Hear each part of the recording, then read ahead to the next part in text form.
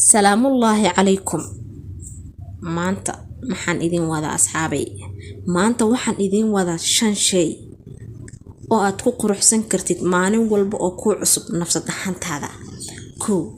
waa in aad dhaxdaa Allah subhanahu wa ta'ala ayaa ila jiro waqti kasta, xaalad kasta, nooc walba oo aad ku sugan tahay. Allah subhanahu wa ta'ala waa in aad xasuusnaataa. 2 waa in aad dhaxdaa wax walba waan qaban karaa. nooc walba ay ahaadaan, ha adkaadeen, ha fududaadeen, marka aad nafsadaada ka dhaadhicsid waxaan in ay fudud yihiin waad qabsan kartaa. 3 waa in aad dhahdaa waxaan ahay qofka ugu wanaagsan dunida, sababtoo ah markaas adiga isu qirtid in aad tahay qof wax qabsan kara, meel ka soo bixi kara, ayay dadka kalena kuu qiri karaan in aad tahay qof wanaagsan, in aad tahay qof wax qabad leh, qof horumar leh, qof hor u socod leh. 4 waa in aad dhahdaa waxaan ahay guuleysta. waqti kasta isku day in aad guuleysan kartid, isku day markasta nafsada in aad ka dhaadhicin kartid nooc walba oo ay tahay, caqabad walba oo ku soo wajahday in aad ka guuleysan kartid.